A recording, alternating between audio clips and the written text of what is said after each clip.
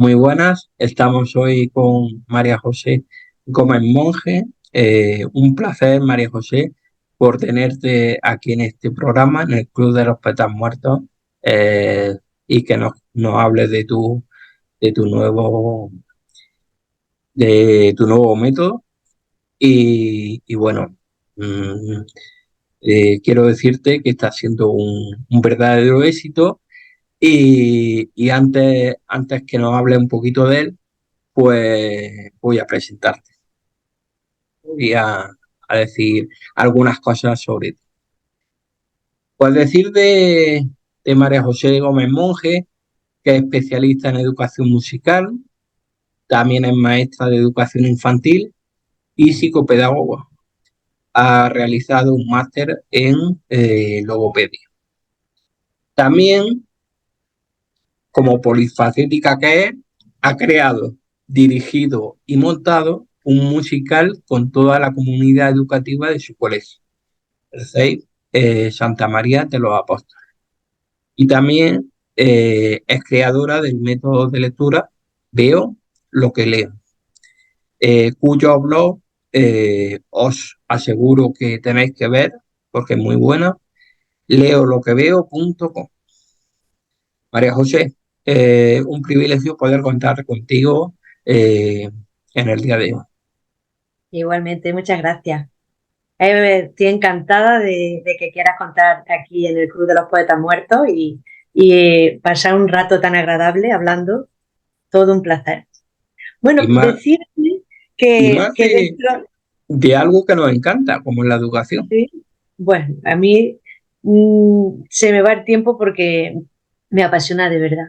Quería decirte que dentro de lo que has dicho del currículum me faltan personas currículum.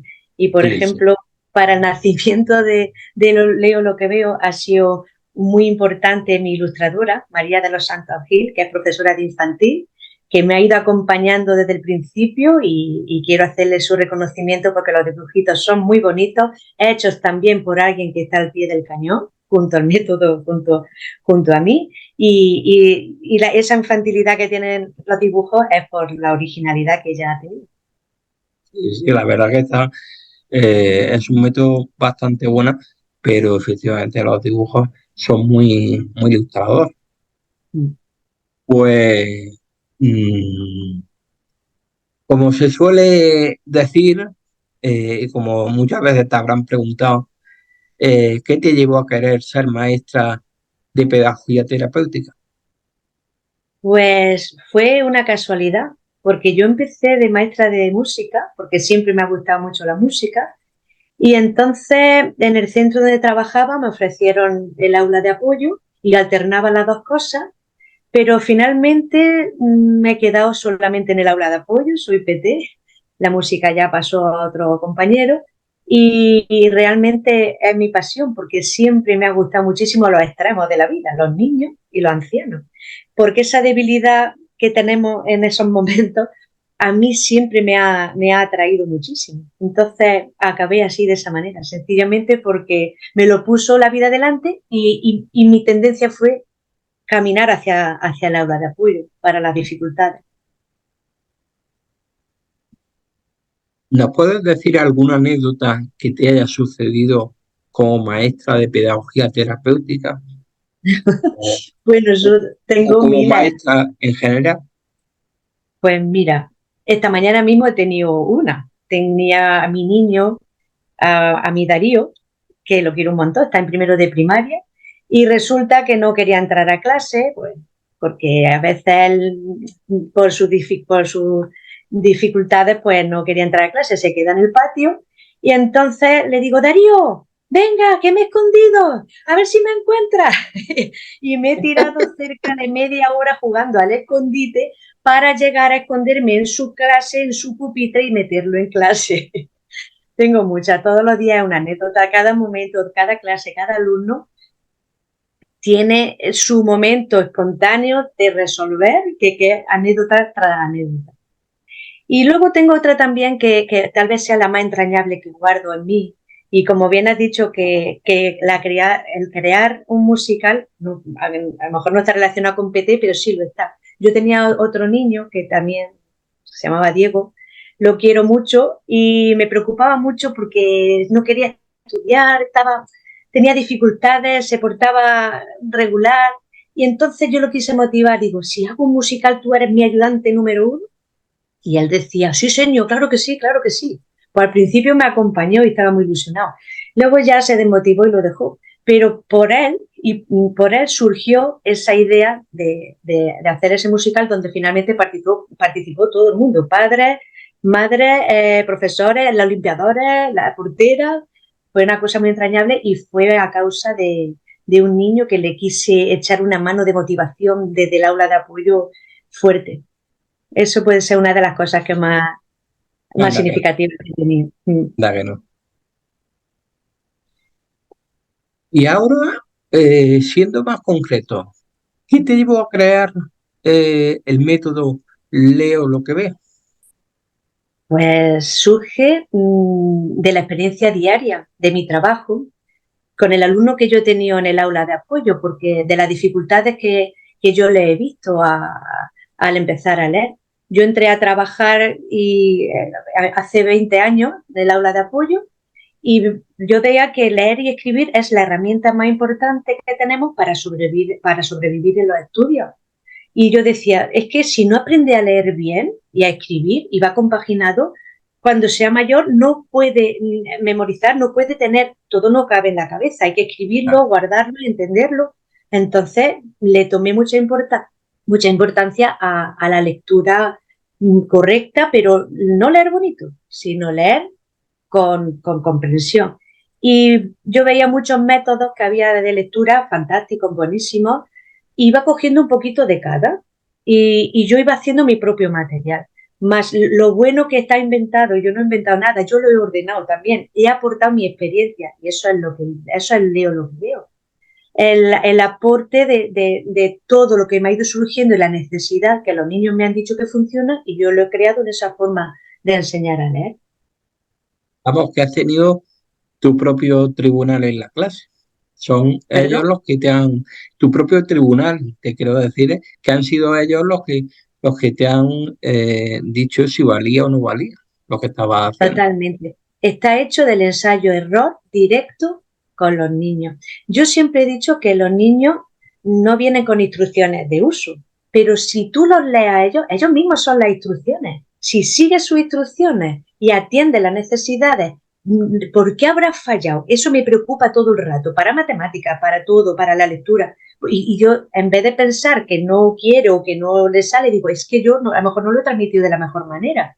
Y pienso que observando dónde se comete el error, yo aprendo cómo intervenir en él, claro, y así, de esa manera. Por eso Leo lo que veo tiene todas las actividades que se necesitan desarrollar para subsanar las dificultades que normalmente tiene un niño para aprender a leer. ¿Y a qué se debe su nombre? Pues yo siempre estoy haciendo rimas. Eso- Y cuando digo, ¿qué le pongo yo a este? Cuando ya tenía forma, digo, leer, digo, leo, pero si es que lo que quiero es leer todo lo que pueda ver. Entonces, leo lo que veo rima. Pues surgió así sencillamente, porque es una rima que suena, consonante que leo lo que veo y además quiero decir eso, todo lo que pueda leer, todo lo que pueda ver lo voy a leer. sí, sí. Que fue una forma curiosa de coger y darle el nombre a un método. Sí. Además lo hace personal, porque si yo leo, lo hago yo porque lo veo y entonces se me adquiere a mí. Yo lo leo, yo, es mío, yo lo consigo. La de los Efectivamente. retos. Mm. ¿En qué consiste? ¿Leo lo que veo? Pues es un método que solo enseña a leer, no, no es de lectoescritura. Esto me lo preguntan mucho. Solo enseña a leer, porque hay que tener muy claro que la ruta de aprendizaje para leer, cognitivamente hablando, va por un lado y la de escribir va por otro. Entonces, la de escribir como que me preocupa menos porque los niños en infantil están todo el día con plastilina, ensartando. La gimnasia de las manitas está más atendida que la lectura. Entonces, yo me he centrado más en cómo enseñar a leer. ¿Cuál es el objetivo que tenemos? Que cuando leo y escribo, cuando se unen las dos, es cuando se produce el éxito lectoescritor, el niño es capaz de hacer un dictado y por lo tanto ya por fin el niño ya es lectoescritor, ya lee y escribe. Pero diferenciamos esto y cuando lo explico hasta aquí la gente a lo mejor no me sigue entendiendo y le pongo el siguiente ejemplo. Yo le digo, por ejemplo, a mi mamá, cuando le digo la importancia de aprender a leer por un lado y a escribir por otro, le digo, mira, si tú escribes chino, si yo te doy un escrito en chino, tú eres capaz de imitar todos los trazos que tiene el chino y puedes escribir un libro en chino, vas copiando arriba, abajo, palote, como sea, y lo copias. Pero cuando tú has terminado de escribir ese folio en chino, yo te digo, léelo. ¿Ahora qué? ¿Te das cuenta cómo no corresponde escribir con leer cuando estamos iniciando ese aprendizaje? Por lo tanto, vamos a aprender a leer, vamos a aprender a escribir, que ya entenderemos que eso está unido más adelante. Y algunos me dicen, es que mi niño lee escribe con mayúscula, ¿tiene la cartilla en mayúscula? Y yo le digo, no, y tiene su explicación. Si aprende a escribir a mayúscula está bien, porque él necesita menos motricidad fina y menos precisión para escribir, porque escribir mayúscula, pues la I es un simple palote, o la A es un palote, otro palote y otro en medio, es más fácil. Y luego eso me sirve, eso de escribir me sirve para ir hacia la letra enlazada personal que cada niño tendrá en el futuro. Eso es una cosa. Pero otra cosa es aprender a leer. Leemos en minúscula, porque el mundo está en minúscula y porque la ruta, como viene explicado de aprendizaje de aprender a leer, es otra. Pues vamos a presentarle de momento todo en minúscula, incluso en un inicio los nombres propios. Luego ya veremos poco a poco que la regla ortográfica, porque al empezar a escribir con mayúscula y los nombres propios también. Pero en un principio lo más sencillo posible, leemos en minúscula para ir identificando las sílabas hasta llegar a comprenderlas. Y el método de leo lo que veo es globalizado. Empezamos a leer asociando a una palabra a un dibujo que poco a poco vamos descubriendo que se va formando por letras. Y el método, aunque empieza globalizado, también es mixto, termino sintético, porque terminamos descubriendo que eso son sílabas y que las sílabas están formadas por letras, ¿vale? Entonces, para un niño es más significativo la letra, una palabra, papá, o pie, y tiene un dibujo y lo asocia, que decirle, esto es la P. Así, para enseñar a leer, claro, las puedes conocer como abecedario, pero para enseñar a leer la P con la A, para el niño una P es algo más abstracto que la palabra papá. Entonces, de ahí la idea de que sea globalizado, porque a mí me han dicho los niños que de esta manera ellos lo entienden mejor, forma parte de su vocabulario, de su registro de vocabulario, porque también hay que tener un cojín bueno previo a la lectura en cuanto a vocabulario, en cuanto a conciencia fonológica, es fundamental, discriminación visual. Y una vez así, pues ya podemos empezar con la lectura ya más arreglada y más seguida.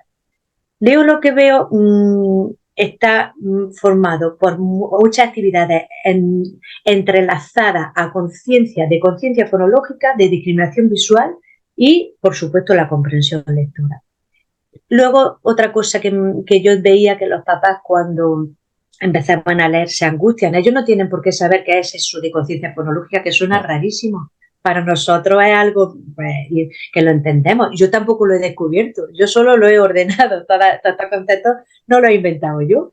Pero los papás, como no te da tiempo a explicarle eso, yo pensé en ellos o incluso en alguien que empieza a trabajar. Mira, a pie de página de leo lo que veo, he escrito las instrucciones que hay que seguir una detrás de otra para que se haga de forma ordenada el aprendizaje, empezando por lo más sencillo, vocales, sílabas directas, pasamos a la inversa y por último a las trabadas, a la mixta y a las trabadas.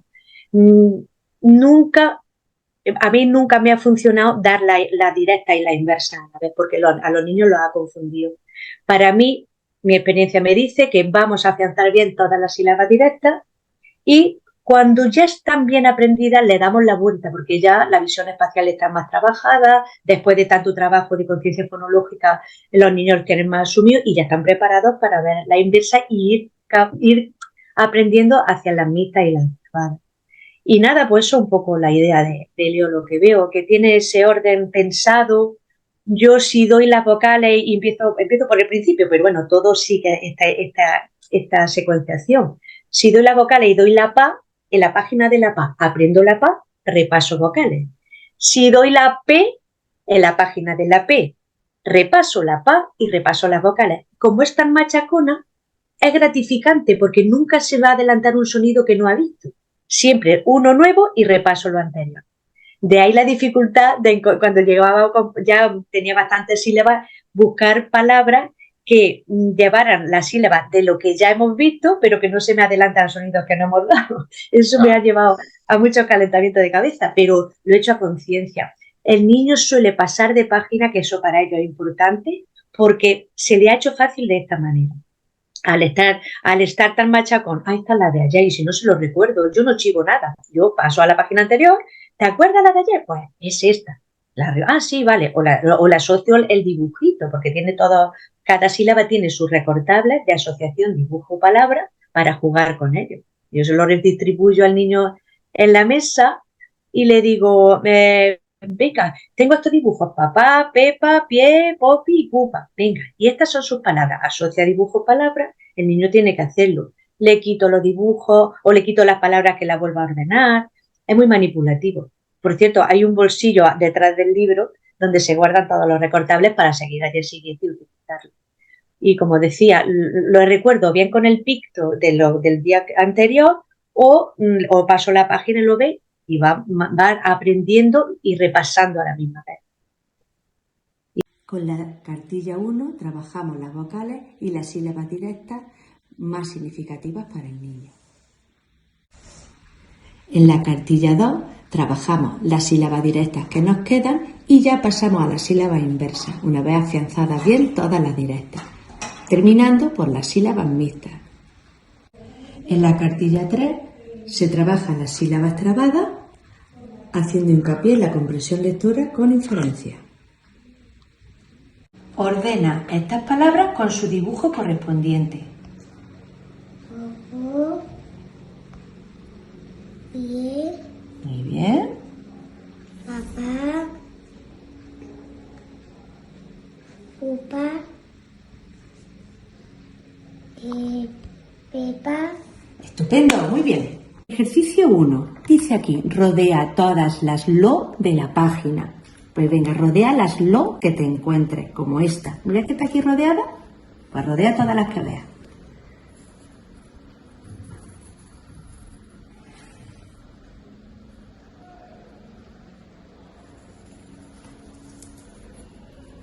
Ejercicio 3.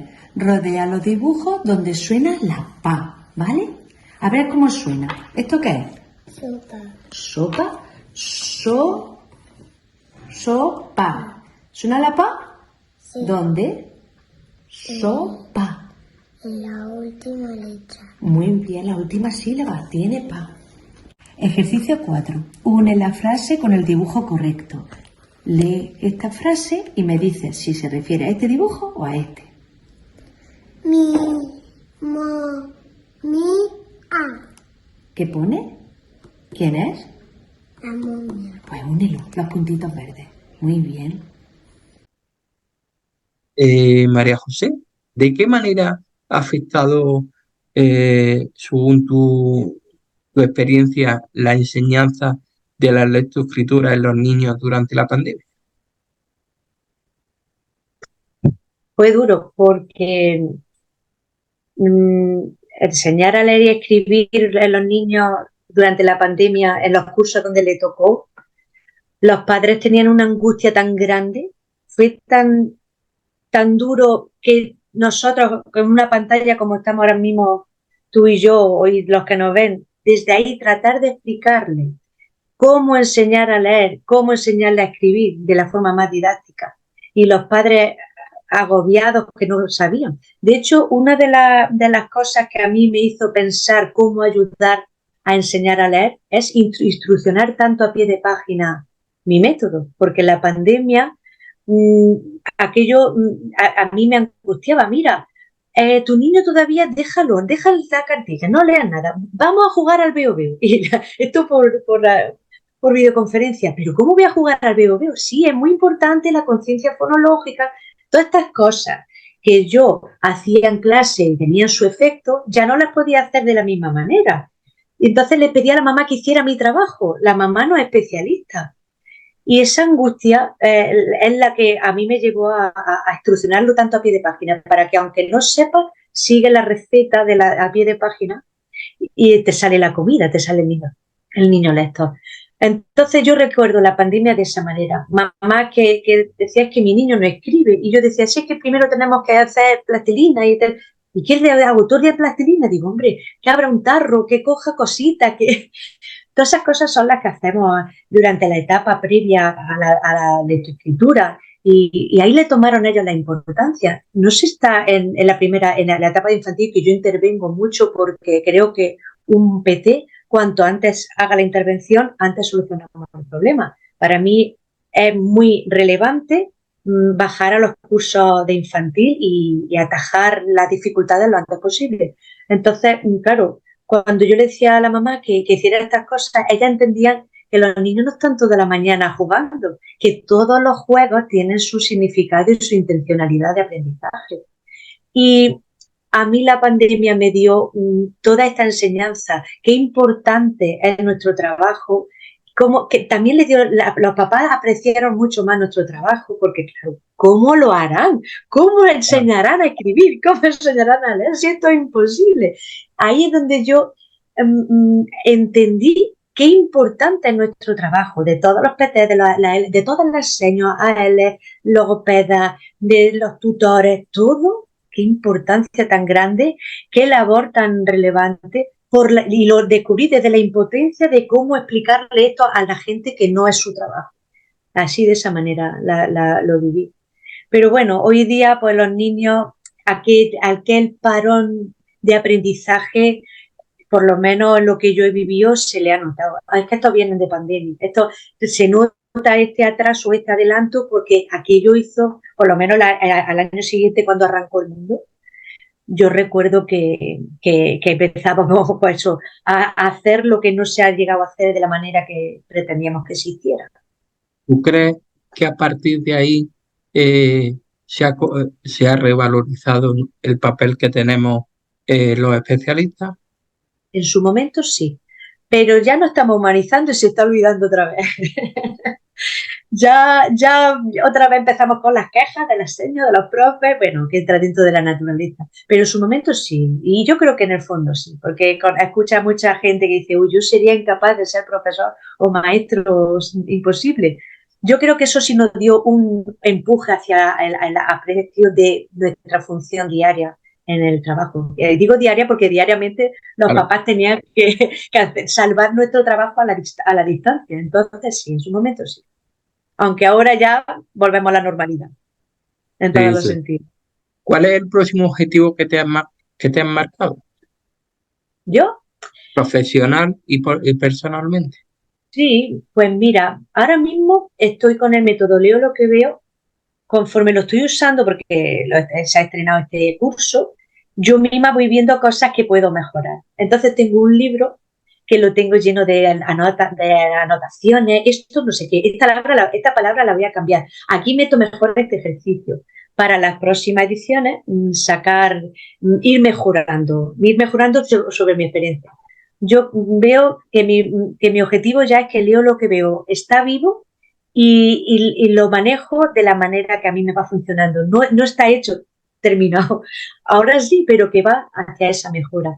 Me he planteado hacer un método adicional de escritura, pero se me presenta en la siguiente encrucijada, que es lo que me ha hecho no empezar, porque si yo tengo un niño que no lee, como bien explicado antes, porque tiene alguna dificultad, pero sí escribe, que esto nos pasa, o escribe pero no lee, nunca va compensado. Y a lo mejor si lee y no escribe, necesito que escriba en una cuadrícula a lo mejor más grande o unos trazos más grandes o unas líneas más grandes.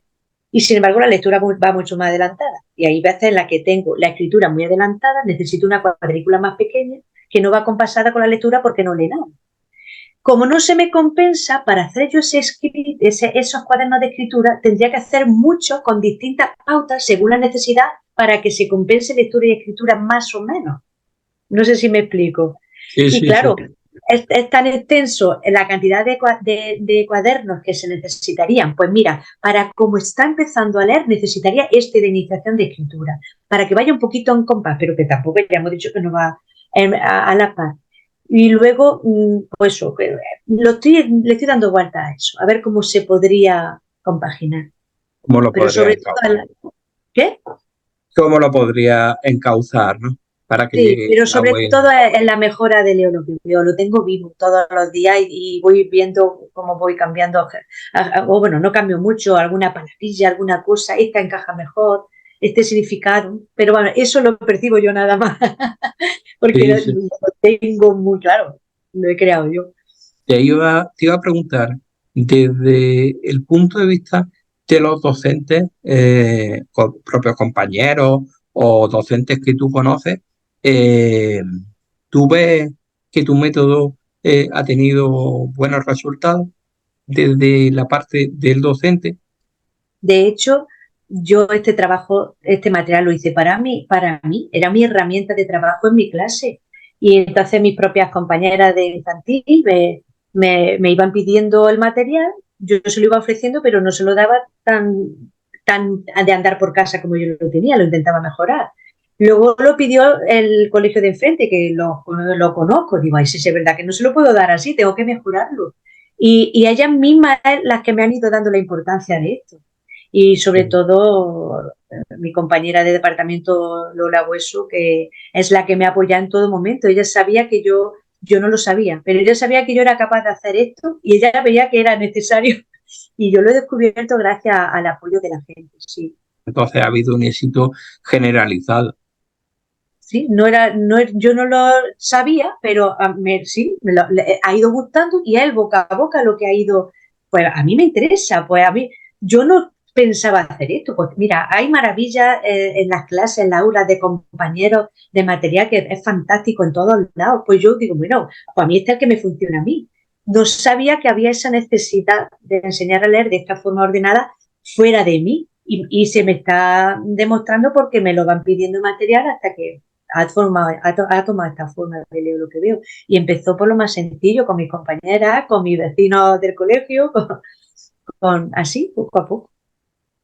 Puedo decirte, María José, que ha sido un verdadero privilegio poder contar con una grandísima profesional como tú, que además de la nada ha creado una metodología y me alegro muchísimo que esté teniendo muchísimo éxito, porque te lo mereces, porque Gracias.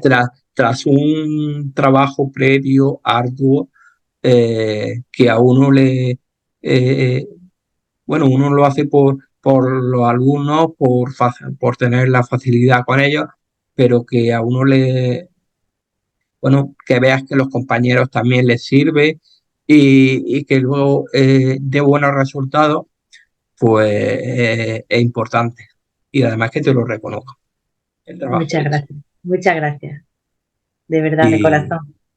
y Para mí nada, es una suerte y un privilegio de verdad que hayas contado conmigo, Antonio Martín, porque es fabuloso, de verdad. Es un honor, es un privilegio, me abruma y lo aprecio. Y gracias por nada, por querer echar este rato de charla conmigo tan encantador, con un tema que nos apasiona a los dos y lo hemos disfrutado. efectivamente. He estado muy cómoda, muy a gusto y hablando de lo que me gusta. Las cosas que salen del corazón nunca fallan. Eso es así. Y además, como decía Jesús hace poquito, esto es como una charla que se toma un té Sí, sí, y, sí. y bueno, y hablar de lo que más nos gusta, que es pues la educación, la enseñanza, cómo podemos mejorar. para trabajar bien con nuestros alumnos. Vamos, además de apasionante, porque es un tema apasionante, es un tema que debería hablarse más, Sí, desde luego que sí. Y lo importante, hacer niños felices, efectivamente. que sean felices. Si el niño está equilibrado emocionalmente y es feliz, lo lleva a todos lados, por donde quiere. Muchísimas gracias por todo. Pues ya está. A ti. Muchas gracias. Muchas gracias.